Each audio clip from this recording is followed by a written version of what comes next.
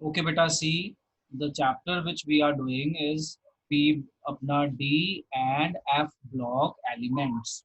So D के बारे में जनरल चीजें आपको प्रीवियस लेक्चर में मैंने पढ़ा दी थी। जनरल चीजें 4 सीरीज होती हैं, इसे ट्रांजिशन एलिमेंट कहते हैं। अब हम इसमें कुछ बेसिक चीजें पढ़ रहे थे जो हमें इस चैप्टर को समझने के लिए चाहिए थी।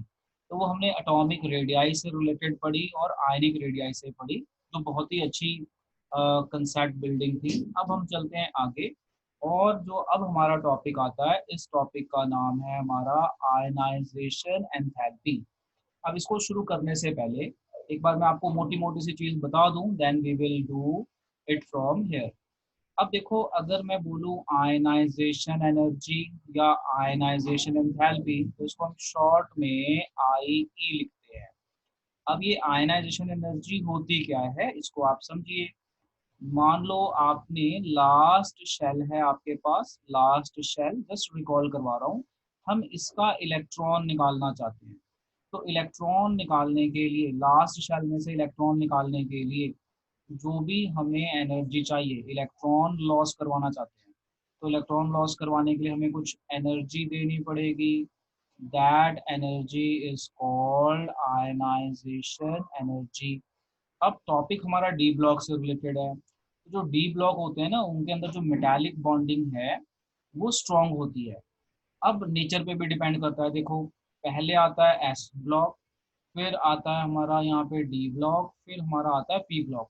यानी एस ब्लॉक का साइज बड़ा और पी ब्लॉक का छोटा। तो डी ब्लॉक का इन बिटवीन, ना ही छोटे में साइज आएगा ना ही बड़े में, क्योंकि ये पीरियड में, आप ये देखो ये पीरियड है। तो as we move along the period, तो एटॉमिक साइज डिक्रीज होता है as we move along the period. तो पीरियड में एस ब्लॉक के पहले आते हैं, तो एस ब्लॉक का साइज बड़ा, डी का छोटा और पी का और छोटा होता है, यानी डी आपका इन बिटवीन आता है। अब हम आगे पढ़ते हैं और समझते हैं क्या कहता है ये topic. The first ionisation enthalpy of transition elements are higher, यानी जो इसकी फर्स्ट इलेक्ट्रॉन निकालने की एनर्जी है ये हायर है, are higher than those of S block. तो मैंने आपको यहाँ पे कंपेयर करवा दिया। देखो, अलोंग द पीरियड साइज छोटा होता है, तो डी आपका बीच में होता है, तो डी का साइज एस से छोटा है और पी से बड़ा है। अगर आप एटॉमिक साइज की बात करो, तो डी का साइज एस से छोटा और पी से बड़ा। तो एस के कंपैरिजन में, एस ब्लॉक के कंपैरिजन में इसकी आयनाइजेशन एंथैल्पी ज्यादा होगी, उसी की बात कर रहा है। But lower than P block element, so S से ज्यादा and lower than P block elements, ये चीज मैंने यहाँ पे बता दी। In a particular transition series, ionization enthalpy increases gradually with increase in atomic number, though some irregularities are observed. जो हमारी irregularities है ना, वो because of exceptions हैं। exceptions में जैसे कॉपर एंड क्रोमियम आ गया एक्सेप्शन है। अब रीजन भी वही दे रहा है कि आपका अगर डी ऑर्बिटल 5 हो जाए, जैसे आपके डी में 5 इलेक्ट्रॉन होते हैं, मान लो आपका डी ऑर्बिटल 5 हो जाए या डी में आपके 10 इलेक्ट्रॉन हो जाए, तो ये एक्स्ट्रा स्टेबल हो गए, ये हो गए आपके एक्स्ट्रा स्टेबल। तो एक्स्ट्रा स्टेबल होने से आयनाइजेशन एनर्जी बढ़ जाएगी, एकदम से बढ़ जाएगी, फिर एकदम से कम हो जाएगी। तो इस तरीके से होता है। तो ये जो कंसेप्ट है ये वही है जो हमें ऑलरेडी पता है। आगे चलते हैं। Reason, the increase in ionisation enthalpy is due to increase in nuclear charge. तो ऑब्वियस सी बात है कि as we move along the period atomic number बढ़ता है, तो न्यूक्लियर चार्ज बढ़ जाएगा, that is there. Okay, with increase in atomic number which tend to attract electron cloud with greater force. Okay, fine, तो ये चीज हमें ऑलरेडी पता है। The addition of d electron in penultimate shell, second large shell, with increase in atomic number provides screening effect। देखो अभी यहाँ पे एक वर्ड आ रहा है हमारा स्क्रीनिंग इफेक्ट, इस वर्ड को आप याद रखिए, screening effect. And shield the outer s electron from inward nuclear pull। Thus, the effect of increased nuclear charge and increased magnitude of screening effect tend to oppose each other. Consequently, the increase in ionization enthalpy along the series of transition element is very small. The irregular variations of first and second ionization enthalpy in first transition series is mainly due to varying degree of stability of different 3D orbitals। तो ये orbital की मैंने बात already कर दी यहाँ पे, D5 and D10। For example chromium, ये भी क्रोमियम की बात कर रहा है, तो D5 होता है क्रोमियम में, और जिंक में होता है आपका D10, और आयरन आपका कॉपर में भी हो जाता है D10। Has very high first Einstein enthalpy because the electron has to be removed from 4s orbital of stable 3d5 and 4s2 configuration. So the first ionization enthalpy of 5d transition elements are higher than those of 3d and 4d because नीचे जाते हुए size आपका जो है ना contraction आ जाता है, lanthanoid contraction. मैंने लास्ट क्लास में बात की थी लेंथेनॉइड कॉन्ट्रैक्शन की। तो लेंथेनॉइड कॉन्ट्रैक्शन क्या होता है कि पुअर स्क्रीनिंग इफेक्ट के कारण लेंथेनॉइड सीरीज का साइज छोटा हो जाता है, अट्रैक्शन ज्यादा हो जाती है, तो आयनेशन एंथैल्पी और बढ़ जाएगी, ऑब्वियसली साइज छोटा होगा तो बढ़ जाएगी। This is due to greater effective nuclear charge acting on the outer valence electron in these elements because of ineffective shielding of the nucleus by 4f electrons. अब अगर मैं बोलूँ यहाँ से कुछ लिखने के लिए कॉपी में, तो एज सच लिखने के लिए यहाँ पे कुछ नहीं है, बस ये है कि आप अपने ब्रेन में डाल लो। क्या ब्रेन में डालना है? जो हमारे ट्रांजिशन एलिमेंट्स हैं वो मेटल होते हैं, मेटल के अंदर जो बॉन्डिंग होती है मेटालिक बॉन्डिंग होती है, और मेटालिक बॉन्डिंग जनरली स्ट्रांग होती है। बट हम बात कर रहे हैं आयनाइजेशन की, तो आयनाइजेशन को मैं इसे कैसे रिलेट कर रहा हूँ? आयनाइजेशन का मतलब है इलेक्ट्रॉन लॉस कराना।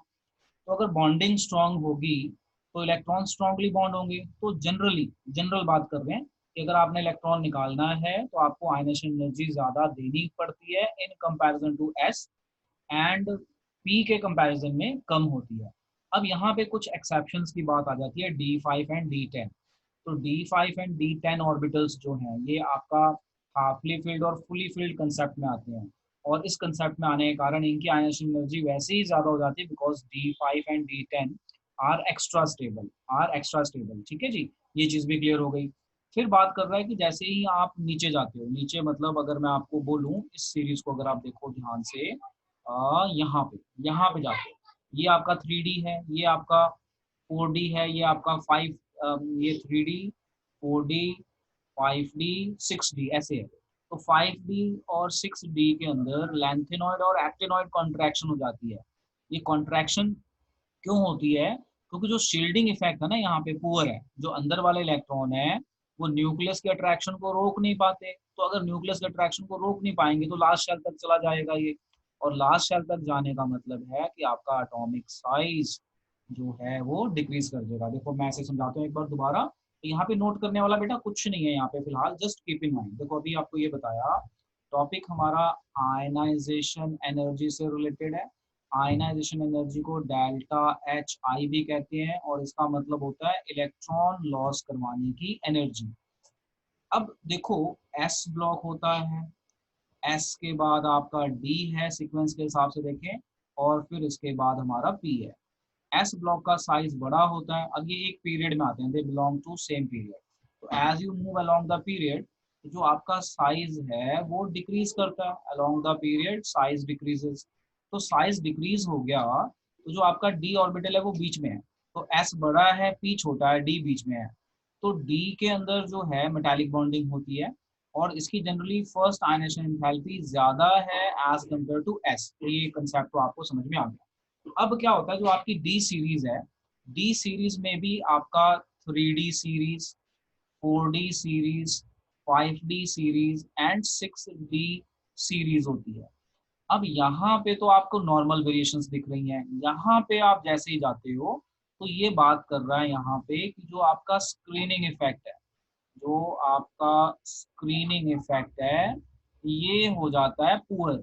स्क्रीनिंग इफेक्ट पुअर का मतलब क्या होता है? देखो जैसे ये न्यूक्लियस है और ये इंटरनल शेल है, ये इंटरनल शेल है, ये इंटरनल शेल है, ये इंटरनल शेल है, ये लास्ट शेल है, और ये मान लेते हैं हम इंटरनल शेल। इनर शेल बोल दो या इंटरनल शेल बोल दो, इनर शेल। अब क्या होता है, जो ये ऑर्बिटल हैं 5D 6D इनर वाले, ये रोक ही नहीं पाते, न्यूक्लियस की अट्रैक्शन को रोक नहीं पाते हैं। अगर आप यहाँ ध्यान से देखो तो न्यूक्लियस जो है ना, न्यूक्लियस ये सारे इलेक्ट्रॉन्स को खींचने की कोशिश करता है। अब जो ये अंदर वाले इलेक्ट्रॉन होते हैं ना, ये न्यूक्लियस के अट्रैक्शन को रोकते हैं, बट इनकी अरेंजमेंट इस तरह से है कि ये रोक ही नहीं पाते। तो अट्रैक्शन लास्ट शेल तक पहुंच जाती है, और लास्ट शेल तक पहुंचने का मतलब बॉन्ड स्ट्रांग हो गया।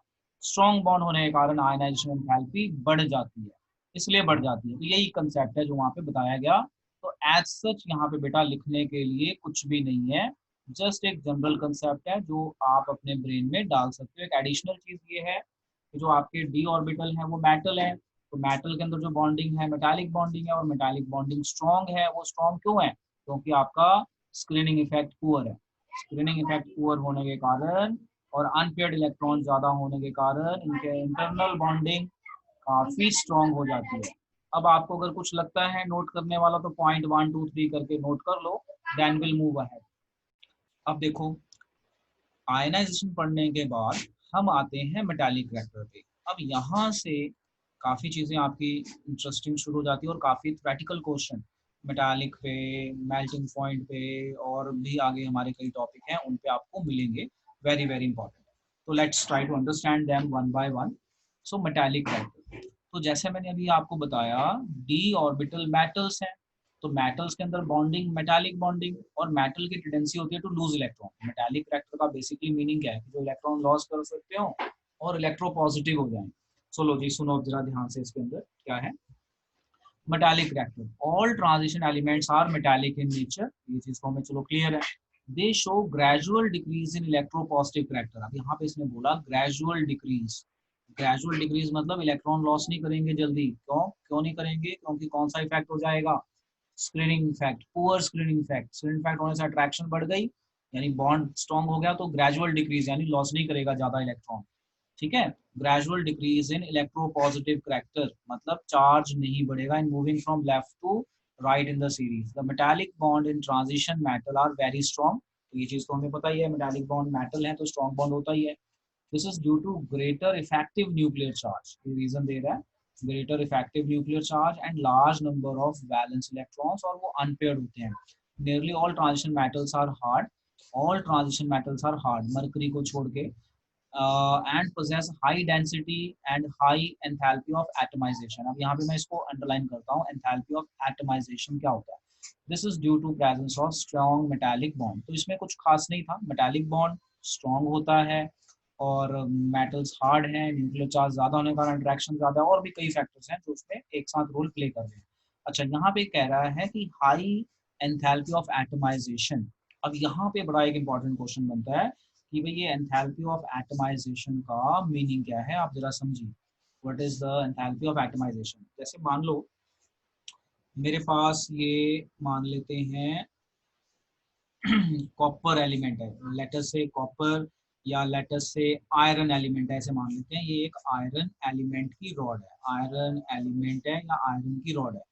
जो हमारी आयरन की रॉड है, इसमें आयरन के ही एटम होंगे। ये पूरी रॉड है आयरन की, पूरा एलिमेंट।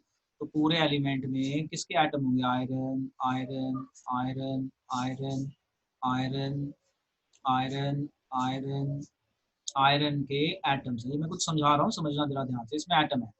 अब मैं चाहता हूँ कि इसमें से मैं ये तोड़ के बाहर निकाल दूँ, सिर्फ ये एटम को तोड़ के बाहर निकाल दूँ। मैं चाहता हूँ कि इस एटम को मैं तोड़ के बाहर निकाल दूँ। अब अभी अभी हम पढ़ के आए कि जो हमारा डी ब्लॉक एलिमेंट है, इनके अंदर मेटालिक बॉन्ड स्ट्रॉन्ग होता है। स्ट्रॉन्ग होने का रीजन क्या है? कि अनपेड इलेक्ट्रॉन होते हैं, मोस्टली अनपेड इलेक्ट्रॉन होते हैं, और मेटालिक बॉन्डिंग स्ट्रॉन्ग है, और न्यूक्लियर चार्ज का रीजन दे रहे हैं।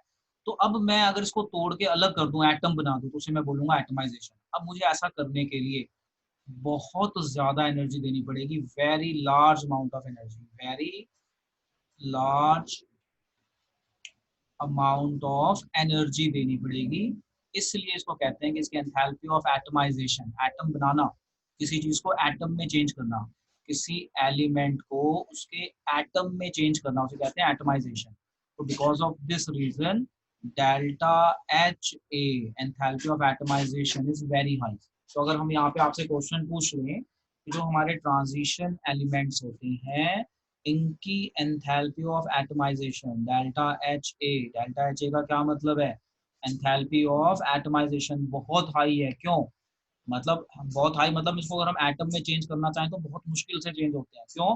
Because of strong metallic bonding. जो हमारे पास ये आयरन एलिमेंट है या डी ब्लॉक के एलिमेंट होंगे, अगर हम उसको एटम में चेंज करेंगे तो हमें बहुत ज़्यादा एनर्जी देनी पड़ेगी, क्योंकि इनकी मेटालिक बॉन्डिंग बहुत स्ट्रॉन्ग है। और मेटालिक बॉन्ड स्ट्रॉन्ग क्यों है? क्योंकि इनके अंदर अनपेयर्ड इलेक्ट्रॉन होते हैं। डेफिनेशन भी यही है ट्रांजिशन की, दे हैव अनपेयर्ड इलेक्ट्रॉन। तो ये क्वेश्चन एक यहाँ से जनरेट होता है, जो मैंने देखा है कई बार आता है कि डी ब्लॉक एलिमेंट्स की एंथैल्पी ऑफ एटमाइजेशन क्यों ज्यादा है, तो आप बताइए। Because of greater nuclear charge and strong metallic bonding due to the presence of unpaired electron, definition के हिसाब से। अब देखो क्या बात करता है साथ में बात करते हैं हम मेल्टिंग एंड बॉइलिंग पॉइंट की। अब आप इसे समझिए। मेल्टिंग पॉइंट आपको पता है मेल्ट करना, बॉइलिंग मतलब बॉइल करना। अब कह रहा है except zinc, cadmium and mercury, all other transition elements generally have high melting point and boiling point। इसका रीजन भी वही स्ट्रॉन्ग मेटालिक बॉन्ड, क्योंकि मेटल्स हैं, मेटल का बॉन्ड बहुत स्ट्रॉन्ग होता है। किसको छोड़ के? जिंक और कैडमियम और मर्करी को छोड़ के। जिंक सॉफ्ट होगा, कैडमियम सॉफ्ट होगा, मर्करी लिक्विड ही होता है, इतना वीक बॉन्ड होता है कि लिक्विड होता है। अच्छा, ये क्यों होता है? क्योंकि इनके जो डी ऑर्बिटल है ना कंप्लीटली फिल्ड है, और जब डी ऑर्बिटल कंप्लीटली फिल्ड हो तो वो स्टेबल हो जाते हैं और इलेक्ट्रॉन की रिपल्शन हो जाती है और बॉन्डिंग की वीक हो जाती है। जब इलेक्ट्रॉन पेयर्ड हो जाए ना तो मेटालिक बॉन्डिंग वीक हो जाती है, पैरामैग्नेटिक करैक्टर है ही नहीं, तो मेटालिक बॉन्डिंग वीक हो गई। जिंक में थोड़ी ठीक होती है, कैडमियम में वीक, मरकरी में पूरी वीक होती है, इतनी वीक होती है कि mercury exist in liquid state eight room temperature. तो अब आपसे अगर क्वेश्चन आ जाए कि मरकरी लिक्विड स्टेट में क्यों होता है रूम टेम्परेचर पे, आप बताइए। इसका डी ऑर्बिटल कंप्लीटली फिल्ड है, और डी ऑर्बिटल कंप्लीटली फिल्ड है, साथ में इसकी वीक मेटालिक बॉन्डिंग होती है क्योंकि अनपेयर्ड इलेक्ट्रॉन है नहीं, तो पैरामैग्नेटिक करैक्टर आएगा नहीं, बॉन्डिंग वीक हो गई, so they are liquid at room temperature. This is due to strong. अब हम हाई और इनका बोल रहे हैं कि high melting and boiling point होता है, क्यों होता है? Because of strong metallic bonds and presence of partially filled मतलब unpaired electrons. Because of these half filled orbitals some covalent bonds also exist between the atom of transition elements as zinc mercury and cadmium has। ये reason दे रहा है कि as zinc mercury and cadmium has fully filled d orbitals, therefore there is no covalent bonding among the atoms of these elements, क्योंकि unpaired electron ही नहीं है। this accounts for the low melting and boiling point of zinc, cadmium and mercury। अब देखो बेटा यहाँ पे क्या question बन सकता है, आप अपनी कॉपी में बनाइए। देखिए सबसे पहला क्वेश्चन बन सकता है कि why in transition elements metallic bond is strong, why metallic bond is very strong। तो आप बताइए वहाँ पे बिकॉज ऑफ अनपेयर्ड इलेक्ट्रॉन, बस एक लाइन का आंसर होगा। अच्छा, दूसरा क्वेश्चन बन सकता है कि जो ट्रांजिशन एलिमेंट्स हैं उनकी एंथैल्पी ऑफ एटमाइजेशन हाई क्यों है, why they have high enthalpy of atomisation. इसका भी आंसर सेम है, because they have strong metallic bond, bracket में लिख लीजिए ड्यू टू अनपेयर्ड इलेक्ट्रॉन। अच्छा, यहाँ पे तीसरा क्वेश्चन, ये सारे क्वेश्चन बेटा बना लेना। तीसरा क्वेश्चन बनेगा कि जिंक, कैडमियम एंड मर्करी, ये इनका जो है ये सॉफ्ट मेटल्स में आते हैं, क्यों आते हैं सॉफ्ट में, why, what is the reason? तो आप बताइए। लास्ट तीन लाइनें कि जिंक, कैडमियम, मर्करी, इनके अंदर लास्ट शेल कंप्लीटली फिल्ड है और इनके एटम्स के की बॉन्डिंग वीक है, कोवलेंट बॉन्डिंग वीक है क्योंकि अनपेयर्ड इलेक्ट्रॉन ही नहीं है। इस कारण मेटालिक बॉन्ड वीक हो गया और इनका मेल्टिंग पॉइंट और बॉइलिंग पॉइंट लो हो गया। अच्छा, चौथा क्वेश्चन बन सकता है कि generally transition elements have high melting point, why? Because of strong metallic bond. तो आपने देखा यहाँ पे इस तरह से हम चार क्वेश्चंस बना सकते हैं, तो ये बनाइए और बना के मुझे डन कीजिए। ओके जी। अब देखो, अब उसी की कंटिन्यूटी में हम चल रहे हैं आगे, यही मेल्टिंग एंड बॉइलिंग पॉइंट की कंटिन्यूटी में आते हैं। अब क्या चीज है समझते हैं। In moving along the series from left to right मतलब पीरियड में, लेफ्ट टू राइट आपका पीरियड हो गया। the melting and boiling point of transition element first increases then decreases। तो ये वही रीजन है, हाफली फिल्ड फुली फिल्ड। जब आप चलोगे तो अनपेयर्ड होते हैं, हाफली फिल्ड एक्स्ट्रा स्टेबल और फुली फिल्ड एक्स्ट्रा स्टेबल, तो वो पंगा बढ़ जाता है। As the number of unpaired electron increases, the tendency to form metallic bond decreases। ये याद रखना, ये वाला point. As the number of unpaired electron increases, as the number of unpaired electron increases, the tendency to form metallic bond and covalent bond also increase। यानी जब तक unpaired increase कर रहे हैं तब तक दिक्कत नहीं है, यानी D5 तक। अगर आप D5 तक देखो ना, देखो हम ऐसे शुरू करते हैं, हम D ऑर्बिटल की कन्फिगरेशन लिखते हैं।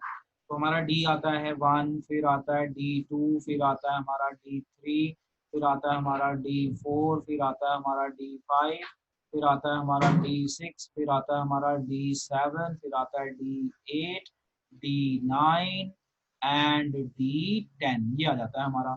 अब आप देखो ध्यान से, यहाँ 5 तक तो अनपेयर्ड है, उसके बाद पेयरिंग होनी शुरू हो जाती है। पेयरिंग होने का मतलब आपका पैरामैग्नेटिक कम होने लग गया, तो पैरामैग्नेटिक कम होने लग गया तो मेटालिक बॉन्डिंग कम कम कम, और पूरा पेयर्ड होने से मेटालिक बॉन्डिंग बिल्कुल खत्म।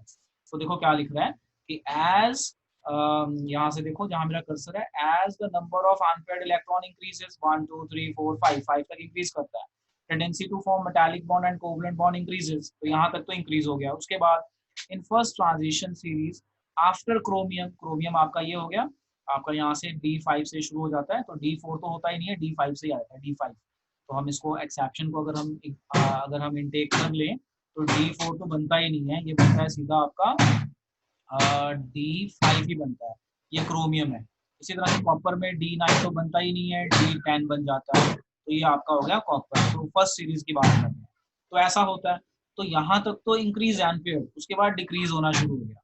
आई होप आपको ये समझ में आ गया। इन first transition series after chromium number of unpaired electron decreases, hence melting point also decreases. Manganese possesses anomalous melting and boiling point because its 3D has 5 electron and electrons are held tightly by nucleus, so the delocalization मतलब electron को हटाना is less and the metallic bond is much weaker than the preceding element. तो देखो जरा इसको जरा ध्यान से देखो। Manganese possess anomalous melting and boiling point because it has stable D5, extra stable, यानी जो आपका ये मैग्नीज है ना, मैग्नीज में एक एक्सेप्शन हो गई यहाँ। अब ये यहाँ ध्यान रखना, यहाँ पे एक एक्सेप्शन हो गई क्योंकि D5 है। यहाँ पे क्या होता है, अगर आप ध्यान से देखो, ये होता है 4s1 3d5, ये बनता है 4s2 3d5। तो ये भी S कंप्लीटली फिल्ड है और D आपका हाफली फिल्ड है, तो एक्स्ट्रा स्टेबल, यानी ये कुछ ज्यादा ही स्टेबल हो जाता है। इतना स्टेबल हो जाता है कि इसका एक्सेप्शनली डाउन हो जाता है आपका मेल्टिंग पॉइंट। तो ये चीज यहाँ पे एक एक्सेप्शन के टाइप में है, which you can keep in mind. देखो मैं फिर से पढ़ रहा हूँ, अंडरलाइन कर रहा हूँ यहाँ पे, इसको keep in mind. Manganese possesses anomalous melting and boiling point because it has stable 3d5 and 4d2 configuration. That is, the electrons are held tightly, electrons जो हैं held tightly by the nucleus, so that delocalization is less, electron move नहीं कर सकता, and hence metallic bond is much weaker than that of preceding elements। तो वो stability के कारण ऐसा हो गया। तो ये टर्म ऐसी है जहाँ पे थोड़ी सी कंफ्यूजन आ सकती है, तो आप इसको 2-3 बार पढ़िए and try to understand, confusion आपकी दूर हो जाएगी। टॉपिक क्या है? So now see let's see next topic. अब हमारा जो नेक्स्ट टॉपिक है ये ऑक्सीडेशन स्टेट से रिलेटेड है। अब अगर मैं ऑक्सीडेशन स्टेट की बात करूं तो पहले मैं आपको ऑक्सीडेशन स्टेट का मतलब बता देता हूं, और इसको हम थोड़ा सा ही पढ़ेंगे आज ताकि हम समझ पाए ऑक्सीडेशन स्टेट का कंसेप्ट है क्या। देखो जैसे आपका आयरन है, तो आयरन आपका दो फॉर्म में एग्जिस्ट करता है, Fe2+ एंड Fe3+। और आपका मैग्नीज है, तो मैग्नीज की ऑक्सीडेशन स्टेट +2+3 इस तरह से जाती है। ऐसे एग्जांपल दे रहा है। कॉपर, कॉपर भी दो फॉर्म में मिलता है, Cu+, Cu2+, ऐसे एक्सेट्रा एक्सेट्रा। तो बेसिकली मैं आपको क्या बताना चाहता हूँ, ऑक्सीडेशन नंबर, ऑक्सीडेशन स्टेट ही बोलते हैं इसको, ऑक्सीडेशन स्टेट। अब क्या होता है, जो भी आपका मेटल है वो इलेक्ट्रोपॉजिटिव नेचर के होते हैं और उनके बीच में मेटालिक बॉन्डिंग स्ट्रांग होती है। तो मेटल की टेंडेंसी होती है एक या दो इलेक्ट्रॉन जनरली लॉस करना और पॉजिटिव चार्ज गेन करना। कहीं कहीं पे आपको एक्सेप्शन मिलेगी कि कई एलिमेंट बहुत ज्यादा लॉस कर देते हैं, जिनके पास मतलब अनपेयर्ड इलेक्ट्रॉन ज्यादा हो, उनके पास थोड़ी टेंडेंसी ज्यादा होती है लॉस करने की। तो जो ये हम चार्ज लिखते हैं ना किसी मेटल के ऊपर, तो ये चार्ज को हम कहते हैं ऑक्सीडेशन स्टेट। और ये चार्ज कब आएगा +2, कब आएगा +3, ये डिपेंड करता है कि मेटल के साथ जो एलिमेंट जुड़ा हुआ है ना, मेटल के साथ जो भी एलिमेंट जुड़ा हुआ है, मैंने ई लिख दिया, Me, मेटल के साथ जो भी एलिमेंट जुड़ा है ये कैसा एलिमेंट है। अगर मेटल के साथ कोई ऐसा एलिमेंट जुड़ा है जो इलेक्ट्रॉन ज्यादा खींच सकता है तो ऑक्सीडेशन स्टेट बढ़ जाएगी मेटल की। बट अगर मेटल के साथ कोई ऐसा एलिमेंट जुड़ा है जिसकी इलेक्ट्रॉन एक्टिविटी कम है, इलेक्ट्रॉन नहीं खींचेगा, तो मेटल की ऑक्सीडेशन स्टेट कम होगी। अब यहाँ पे आपको बहुत सारे क्वेश्चंस मिलेंगे ऑन स्टेबिलिटी कि भाई Cu2+ ज्यादा स्टेबल है या Cu1+, या क्रोमियम 2+ या क्रोमियम 3+, या आयरन 2+ या आयरन 3+, कौन स्टेबल है। इस तरह के क्वेश्चंस बहुत बनेंगे। तो हम इसका एक थोड़ा सा लेते हैं, बाकी अगली क्लास में हम इसे पढ़ेंगे। सो देखो क्या क्या कहता है। Oxidation state, all transition elements accept first and last member, first member and last member of the series exhibit variable oxidation state. Variable मतलब अपने ऑक्सीडेशन स्टेट बढ़ा सकते हैं, 2 3 4 5 ऐसे हो सकती है, बट कहाँ पे नहीं है, एक फर्स्ट एलिमेंट पे और एक लास्ट पे, क्योंकि लास्ट कंप्लीटली फिल्ड होगा, स्टेबल होगा, वो लॉस नहीं करेगा। फर्स्ट वाले में इलेक्ट्रॉन कम होते हैं तो वो एक आधा ही लॉस कर पाएगा, तो इसलिए उसकी वेरिएबल ऑक्सीडेशन स्टेट नहीं मिली। अच्छा, एंड बात कर रहा है कॉन्फ़िगरेशन की, orbital have comparable energy so that both can enter into chemical bond formation. The maximum oxidation state shown by first series from scandium to manganese and then decreases. The maximum oxidation state shown by first series increases from scandium to manganese, क्योंकि यहाँ तक unpaired electron ज्यादा है, 1 2 3 4 5 तक आते हैं, उसके बाद पेयरिंग होने लग जाती है, पेयरिंग होने के बाद अनपेड इलेक्ट्रॉन कम हो जाते हैं। The common oxidation state of first series is +3। ये याद रखना, एक बार पेपर में क्वेश्चन पूछ लेते हैं कि जो ट्रांजिशन एलिमेंट की फर्स्ट सीरीज है उसकी कॉमन ऑक्सीडेशन स्टेट क्या है, +3, और उसमें एक एक्सेप्शन है स्कैंडियम। तो स्कैंडियम में D1 होता है तो वो +1 ही शो कर सकता है सिर्फ। तो स्कैंडियम आपका देखो, अगर मैं आपको दिखाऊं पिछले पेज से, तो ये देखो D1, तो ये एक ही इलेक्ट्रॉन लॉस कर सकता है, ये 2 कर सकते हैं, ये 3, ये 5, तो 5 मैग्नी, यहाँ 5 तक ऑक्सीडेशन स्टेट आपकी बढ़ सकती है, उसके बाद कम होनी शुरू हो जाती है। बट डी जो है वो एक ही शो करेगा, +2, क्योंकि उसके पास एक ही इलेक्ट्रॉन है, तो इस हिसाब से बात होती है।